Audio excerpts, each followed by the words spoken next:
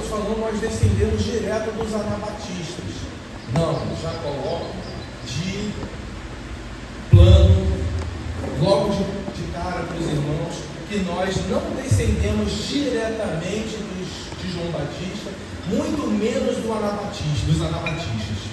Nós surgimos de um movimento protestante, reformado, tardio, por volta de 1500 e pouco, 1600 e pouco, para ser mais preciso. A primeira igreja batista, pastor Adalberto, me corrija, a irmã Sandra, Solange, remonta os idos de 1609 na Holanda. E aí eu vou explicar por quê. Então, nós não temos sangue azul, eu lamento aos batistas que aqui estão.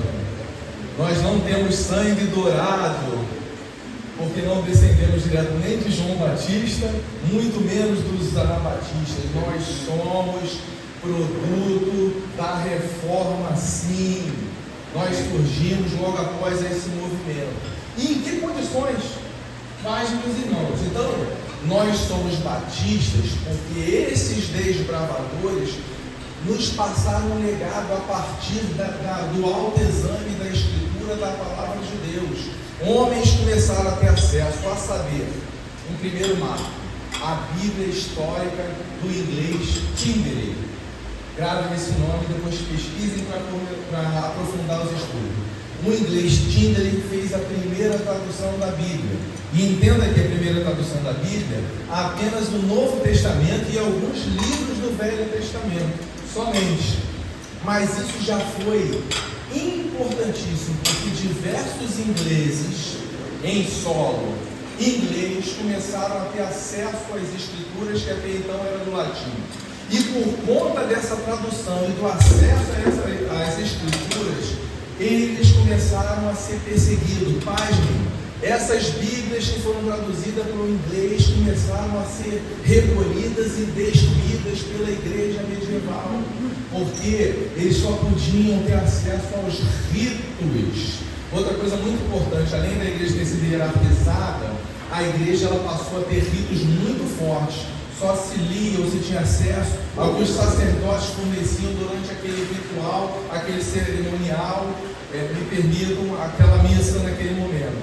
Então, irmãos, homens precisaram romper, homens viram que essa igreja medieval, ela se desviou profundamente, e nós já avançamos no tempo, e eu lembro aos irmãos que nós estávamos enfrentando a Inquisição, e com a Inquisição, práticas como a indulgência estavam sendo banalizadas. Por si só a prática já é deplorável, já é repulsiva, mas as indulgências e a Inquisição vieram justamente para abafar esses movimentos.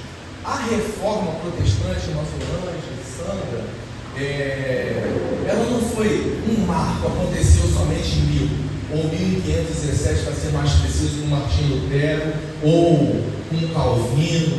Homens de Deus, mas homens, apenas homens. Alguns querem colocar em pedestal, querem santificar essas pessoas. Irmão Sérgio, Calvino foi um grande homem de Deus, mas apenas um homem. Assim como Lutero, João Luz e muitos outros ao longo da história. Mas eu quero pontuar para vocês, irmãos, amigos, que a reforma protestante, ela não foi um marco só ali, ela foi um processo que foi acontecendo, evoluindo com o decorrer do tempo, e ela vem acontecendo e chegou até nós e deve continuar indo para frente. A todo instante nós precisamos olhar para as Escrituras, examinar as Escrituras, reexaminar, fazer como os homens lá que estavam ouvindo Paulo, reexaminar e ver se tudo que o Paulo estava ensinando batia com as Escrituras. Então, essa reforma por nós tem que estar sendo feita a todo instante, viu, irmão Sérgio? Tudo que falarmos precisa ser reexaminado pelos irmãos à luz das Escrituras do Senhor. E os homens começaram. Bereanos, os bereanos faziam esse reexame de Berea. Então, esse reexame das Escrituras começaram a ser feito a partir dessa primeira tradução de Tyndale, uma tradução que tinha continha os seus erros, mas ela foi primordial para outra Bíblia de muita modinha entre os jovens hoje. A Sara é a única jovem que eu vejo aqui, aliás, todos são jovens, né? Mas a Sara um pouco mais e a Marquinhos, tá certo? E muito mais ainda eu. Então, essa Bíblia de Tyndale deu origem não, ela serviu de base para a tradução da nossa belíssima King James, ou a Bíblia do rei Tiago I, um exímio teólogo. Mas voltando, eu vou voltar a esse ponto da Bíblia do King James, do rei James ou Tiago I. E aí, os batistas, como surgem nessa história da reforma? Eu não posso fugir esses debates, né? Eu fiz os apontamentos, pode deixar aí. Esse rei aqui é o rei Henrique VIII, né? Foi a melhor foto que eu achei dele. E aqui ao lado está uma igreja anglicana tradicional na Inglaterra, onde os reis se casam, as principais cerimônias reais acontecem dentro dessa igreja anglicana. Me fugiu o nome agora, mas daqui a pouco eu lembro. Mas vamos continuar com o tempo aí. Alguém me alerta sobre o tempo, por gentileza. Henrique VIII, ele quis se separar de Ana Catarina e queria se casar com Ana Bolena. Primeiro problema, o divórcio. A igreja vigente não aceitava o divórcio. E aqui nesse momento, nós já avançamos no tempo, posso falar sim, aí já era a igreja, com toda certeza, a igreja católica apostólica romana. E há um rompimento, mas só por conta do divórcio, do novo casamento? Não. Intencionalidades provocaram a criação, a fundação, ou melhor, a organização da igreja anglicana em solo inglês. A saber, o casamento era uma questão política, mas o din-din, os dízimos que eram recolhidos pela igreja católica apostólica romana em solo inglês, eram todos enviados para as obras em Roma, e muitas vezes esses dízimos foram utilizados contra a própria Inglaterra por conta das guerras que os reis provocavam, até invasões contra a França. Mas esse é um outro ponto da história que nós não vamos adentrar agora. Esse rei, então, querendo se casar, e os seus súditos insatisfeitos com seus dízimos indo para Roma, tiveram a ideia de organizar uma igreja e romperam por volta de 1520 ou 1506.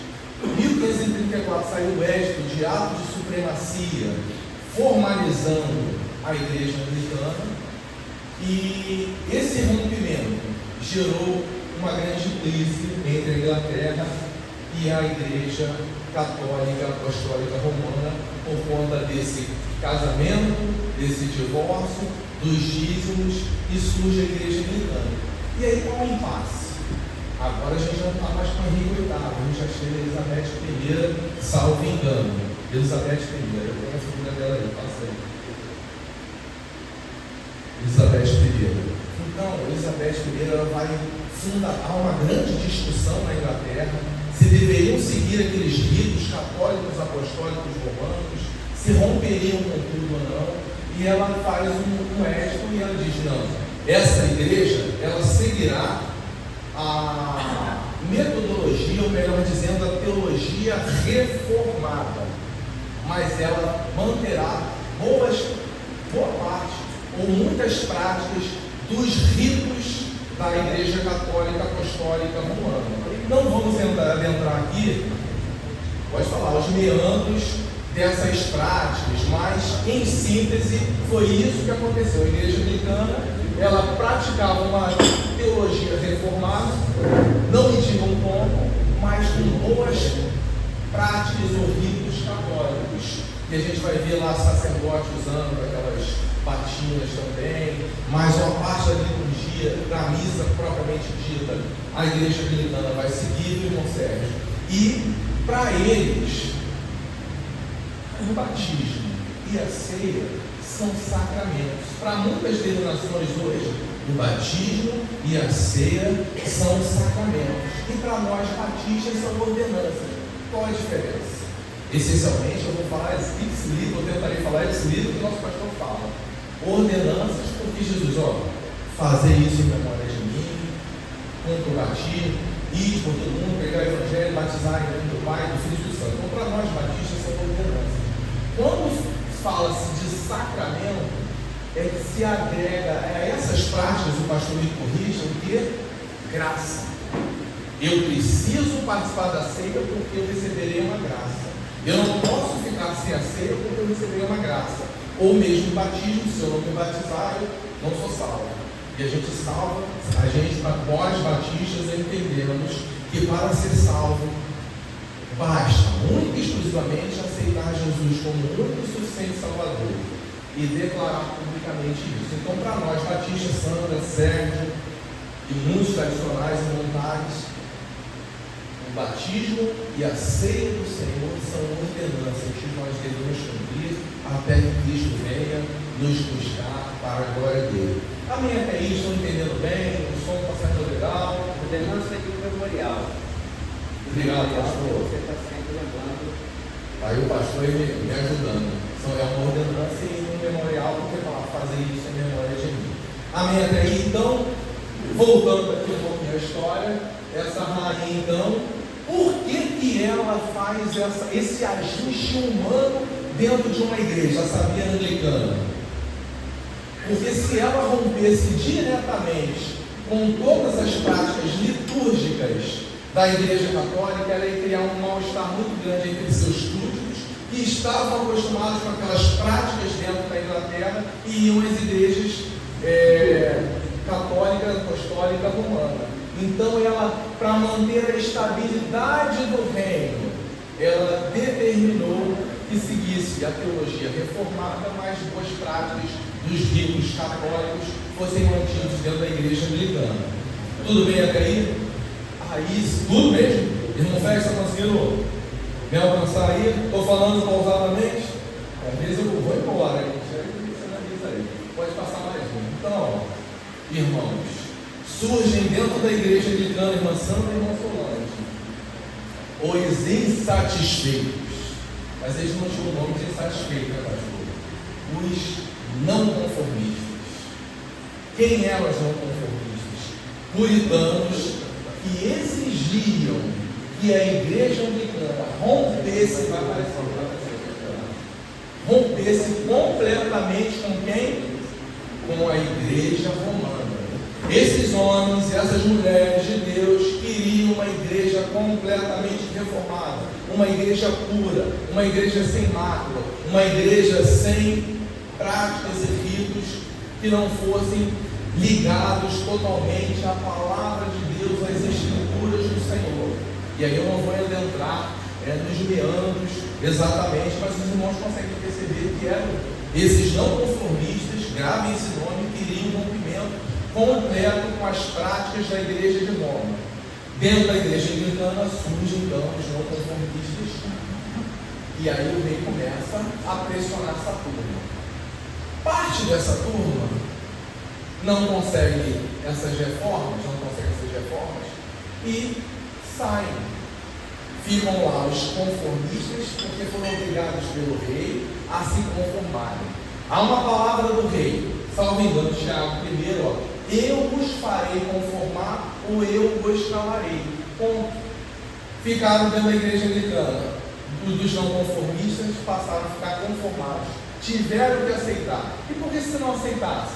Ou eram presos, como aconteceram com boa parte dos não conformistas separatistas, mortos, perseguidos, perdiam seus bens, perdiam seu status. Havia na sociedade inglesa os lords, os senhores, aqueles títulos que eram concedidos pelos reis e pelas rainhas. Então, esses homens, as mulheres tinham coisas a perder. Então, entre optarem pelo certo, pelo correto, pelo verdadeiro, também se sujeitaram e negociaram com a coroa real e se permitiram ficar ali dentro da igreja anglicana. Os agora separatistas puritanos, e me permitam agora falar o nome de Roger William, gravem esse nome, Roger William, e Thomas Smith. Thomas Smith Thomas Smith, o pastor está ali para me ajudar. Thomas Smith e Roger Wells. John Smith e Thomas Wells. Então, John Smith, grave esse nome, e Thomas Wells. Esses dois homens lideraram o primeiro. Thomas Wells e é isso aí. Alguma coisa que não deu mas esses dois homens de Deus, é para os irmãos ficarem atentos, eles romperam completamente, se tornaram separatistas, não conformistas com aquelas práticas dentro da igreja anglicana. Esse Smith, John Smith, veio a se tornar o primeiro pastor batista no mundo. E por quê? Ele era formado, se não me engano, na faculdade de Cambridge. E o Wells era um advogado de renome. Não eram qualquer pessoas. E tiveram um curso, irmão, de romperem com a rainha, com o reino. Nesse momento, Tiago I, eles romperam com o reino. E criaram uma igreja separatista, não tinha o nome de igreja batista. Esses irmãos, com mais 30 e poucos, criaram essa nova igreja separatista. Repito, nesse momento não tinha nome de batista. Tiveram que fugir porque foram perseguidos. E eles fugiram para onde? Holanda. Thomas Wells e John Smith. John Smith se tornou o primeiro pastor batista em solo holandês. E por que na Holanda? Porque a Holanda, naquele momento histórico, viu, irmã? Me ajuda. Patrícia, se tornou um grande refúgio para os insatisfeitos, os não conformistas e, já podemos falar aí, dos protestantes. Se juntaram na Holanda anabatistas, perseguidos. Se juntaram na Holanda menonitas, congregacionais, metodistas e aquilo que viria a ser os primeiros batistas. Irmãos, no nosso DNA, falo aqui com toda alegria, nós temos DNA metodista, nós temos que ter humildade. Os metodistas estavam lá, os metodistas chegaram aqui primeiro, assim como os presbiterianos. Então, nada de vaidade, que nosso sangue é real, azul, viu, sabe? Veio de João Batista. Não. Nossa igreja vem de um protestantismo, de uma reforma tardia, repito, para 1609. Esses homens e essas mulheres, pode falar, pastor, chegaram na Holanda. Eu preciso só saber do tempo aí, porque eu tenho que chegar no Brasil ainda. Passa o tempo aí. Será que eu chego no Brasil? Mas aí, está dando para simular bem? Esses homens, essas mulheres chegam na Holanda, e em contato com menonitas, com anabatistas. Boa parte da nossa doutrina, boa parte, vem desse contato, metodista, menonista, anabatista. Esses homens, John Smith, Thomas Wells e o seu povo ali, me permitam falar assim, pejorativo, povozinho, porque era um número pequeno ainda, começaram a examinar as escrituras e descobriram que, o nosso batismo, que foi lá atrás, não tem validade, porque foi um batismo na infância. John Smith decide que precisava se batizar e toda a sua congregação, e ele pede a Thomas Wells que o batizasse. Thomas Wells, não, você é meu líder, meu pastor, eu não posso. Então John Smith se batiza. Pasmem, não se escandalizem. De que forma, o irmão, vocês vai saber, de que forma foi esse batismo? A expressão. O primeiro batismo do primeiro batista, pastor batista, foi por aspersão. Primeiro. Isso. Pastor, se batizou 3 vezes. A fusão, a aspersão e a aspersão. Viu? Eu não tenho nada para falar aqui também, né? Isso, não está certinho aqui. Então, esses homens continuaram examinando as escrituras.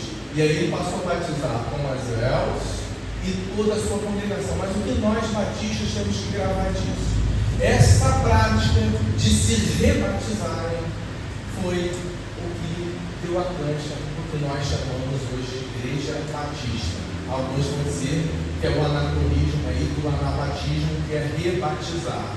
Então nós não descendemos dos anabatistas, mas doutrinas retiradas dos anabatistas, dos menonitas, foram herdadas por nós e nós temos que aceitar isso de bom grado. Avançando um pouquinho, há um primeiro rompimento. Olha aí, a Igreja Batista já com separação também. Nos separamos da Igreja Anglicana e agora há um primeiro racha dentro da nossa história, entre John Smith e Thomas Wells. John Smith se apaixona pela doutrina, pela liturgia, pela prática menonita e se desvincula desses irmãos, até então separatistas, e vai viver a sua vida entre os menonitas. Nós temos muitas proximidades com os irmãos menonitas. E aí fica Thomas Wells e mais 12. E esse grupo então resolve retornar para a Inglaterra, mesmo sabendo da perseguição do rei, mesmo sabendo que esse momento era o rei Tiago I, mesmo sabendo que esse rei Tiago era um exímio teólogo e que ele juntou ali 50 teólogos aproximadamente para fazerem a tradução da Bíblia dos originais, usando também a de Tyndale para fazer a tradução da Bíblia King James por volta de 1611. Então esses homens, essas mulheres, 12 de Thomas Wells, voltam para a Inglaterra. E ali, já mais aprimorado desse contato com os menonitas, nos presbiterianos, metodistas e anabatistas, surge a primeira, voltando ainda, antes desse rompimento de Thomas Wells e John Smith, eles fundam a primeira igreja batista na Holanda. Em 1609, surge a primeira igreja batista na Holanda. E essa primeira igreja batista acaba havendo esse rompimento entre Thomas Wells e John Smith, que resolve ir para o lado dos menonitas. Então, essa igreja na Holanda acaba praticamente se dissolvendo e Thomas Wells volta com seu grupo para a Inglaterra e lá funda a primeira igreja batista na Holanda. E aí, meu irmão, o movimento do irmão vai seguindo, vai crescendo, outros separatistas ao longo da história vão surgindo, e boa parte desses puritanos, não conformistas, separatistas, fogem para a Holanda e a outra parte foge para onde? Para a Nova Inglaterra. Aonde é a Nova Inglaterra? O que hoje sabemos que é os Estados Unidos da América.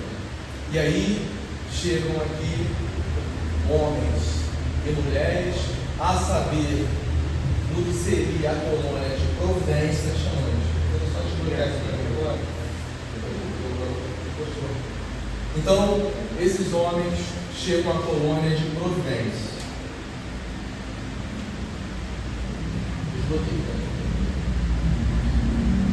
Em que circunstâncias chegam à colônia? E aí se destaca um grande nome, que é Roger Williams. Roger Williams, grave esse nome. Roger Williams, também formado na Universidade da Inglaterra, foge para o Novo Mundo, para a Nova América, em busca de quê? De liberdade.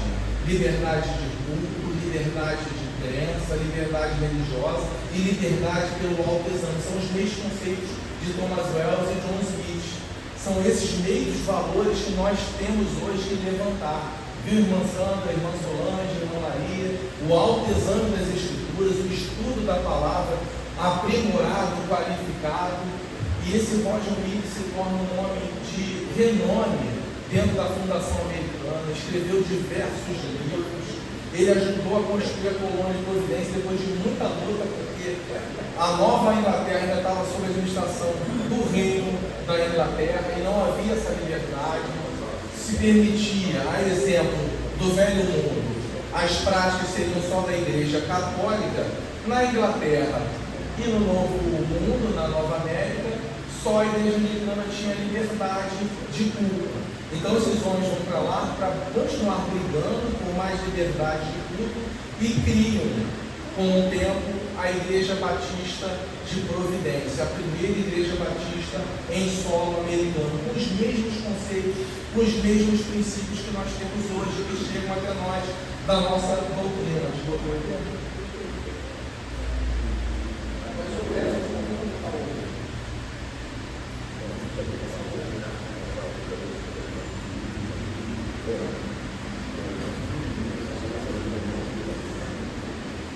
Permitam-me ler aqui alguns dos nossos princípios doutrinários. A aceitação das Escrituras Sagradas como única regra de fé e conduta. O conceito de igreja como sendo uma comunidade local, democrática e autônoma, formada de pessoas regeneradas e biblicamente batizadas.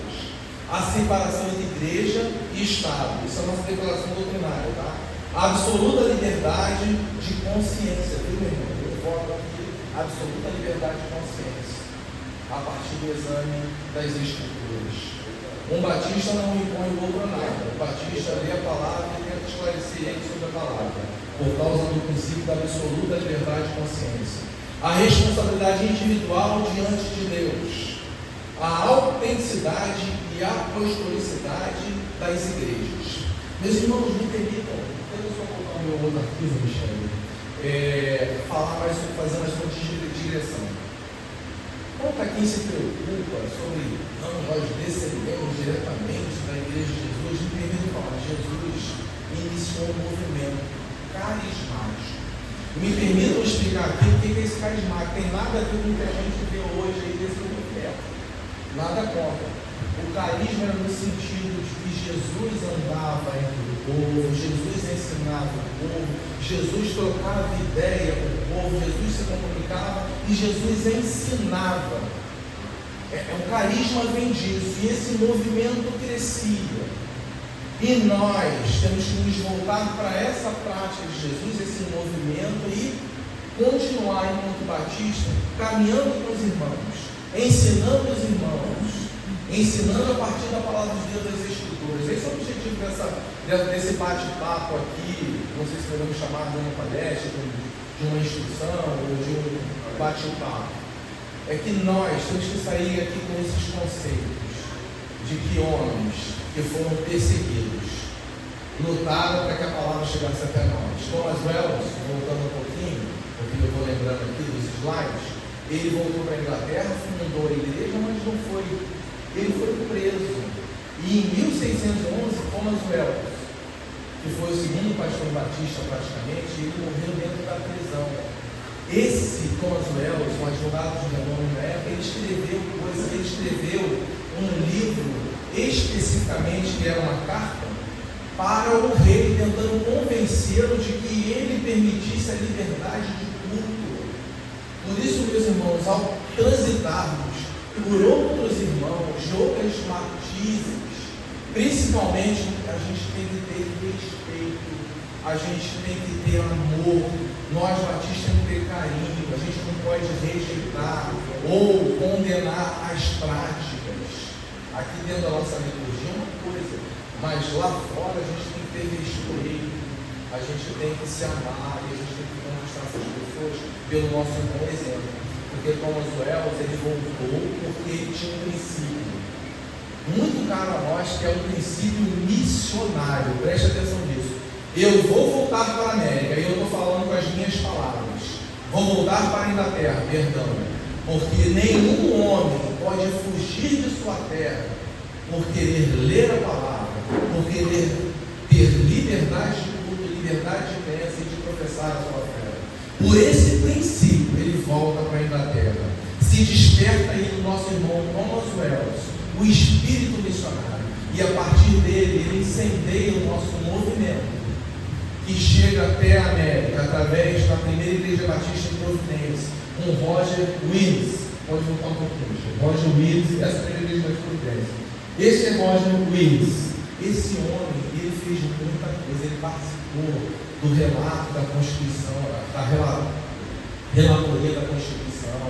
Ele criou o Estado de Providência, que um dos conceitos, na época era província, era a liberdade de culto. Esse homem, ele era um defensor das minorias, viu, Sandra?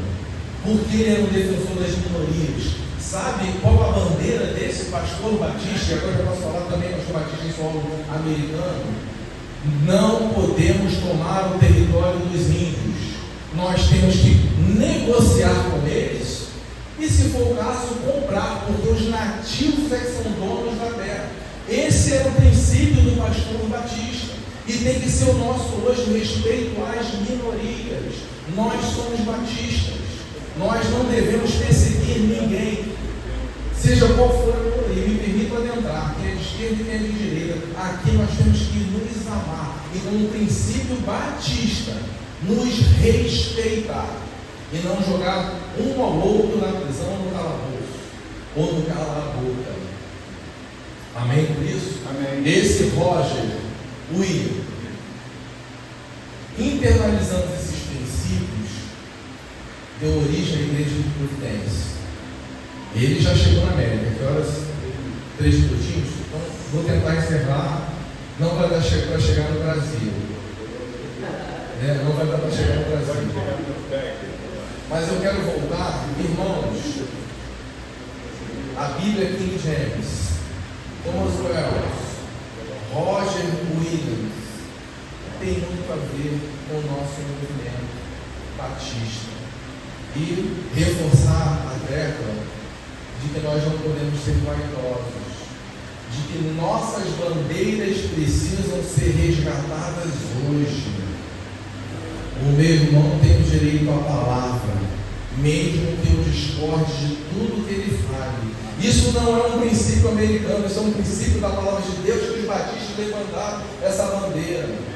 Você tem que ter orgulho de ser batista, porque Thomas Wells, lá na Inglaterra, despertou o espírito missionário. Ele voltou para a sua terra e enfrentou o rei, enfrentou a rainha. Irmãos, hoje, nós batistas não podemos nos calar.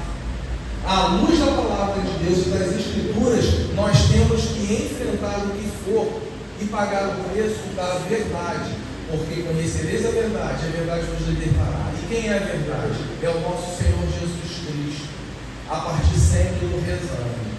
Roger Williams. Vou voltar aqui. Então eu vou escuro. Não sei se é isso. Pronto. Um ponto importante. Esse Roger Williams, ele não só defende os índios, não só defende as minorias, voltando agora ao Estado americano, ele não só defende que os nativos tinham direito à terra, ele não só defende a liberdade de crença, estou falando isso para internalizar no seu coração que essas são as nossas bandeiras máximas e que, como eu li aqui na nossa declaração de fé, são as marcas de qualidade ou marcas d'água na nossa declaração de fé hoje. Avançando um pouquinho, quem chega no Brasil? Primeiro, Thomas Jefferson, não o fundador americano, um missionário, chega por volta de 1860. Só estou avançando parte para o futuro. Esse missionário, ele avança muito pouco aqui no Brasil. Por que ele avança muito pouco? Porque não havia liberdade religiosa e liberdade de crença. Tá certo? Está muito bonito para ele entrar agora, né? Não dá.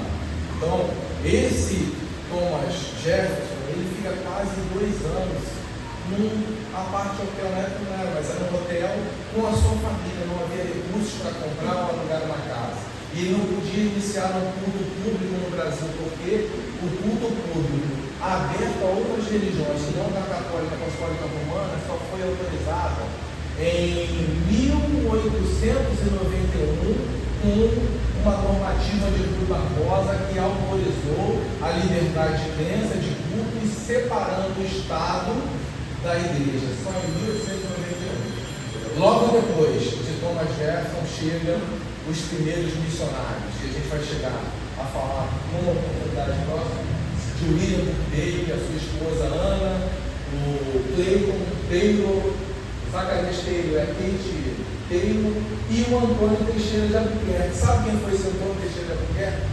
Ex-padre, convertido dentro da segunda igreja batista em Santa Bárbara do Oeste, a saber, na igreja da Estação. Esse ex-padre se torna o primeiro pastor batista. Ele se converte, é batizado por imersão, que é outro papo que a gente tem que bater, como é que se chega a partir da visão das Escrituras ao batismo por imersão. E esse primeiro ex-padre se torna convertido, batizado, o primeiro pastor batista, e ele vai ser o chão e vai ajudar os missionários, porque ele ensinou português a todos os missionários, a todos os primeiros missionários que chegaram.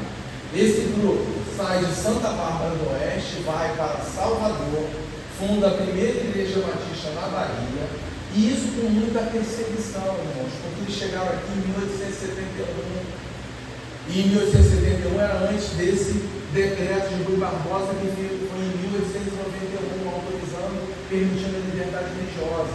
Esses homens foram apedrejados, esses homens foram perseguidos, esses homens foram ameaçados de morte. É isso que está no DNA Batista. Esses homens sangraram, essas mulheres sangraram. Esse padre foi massacrado porque ele deixou a batina e se converteu ao protestantismo, isso em 1800 e pouco. Junta-se a esse grupo um grande homem chamado Ginsburg Luiz Salomão.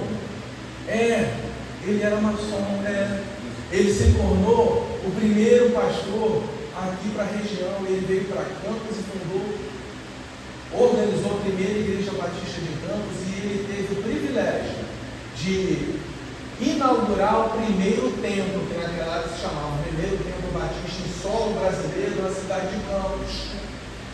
Esse homem, ele criou boa parte dos hinos do cantor cristão, e a primeira edição, salvo engano, foi em 1898, do cantor cristão Salomão Luiz Ginsburg, esse homem do bigode diferenciado.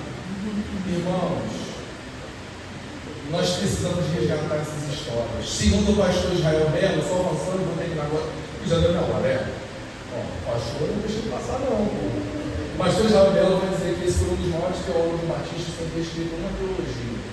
Tudo através dos nossos hinos. Não podemos negligenciar os nossos hinos. Que Deus nos abençoe, perdoem a falha desse homem que tentou ensinar alguma coisa aos doutos que aqui estão, com muita fragilidade, com muita incompetência, mas com muita alegria no coração. Da próxima vez eu vou tentar me achar melhor aqui com a minha. Eu preparo tudo para seguir, mas aí eu fico entrando. Mas que Deus abençoe. Amém.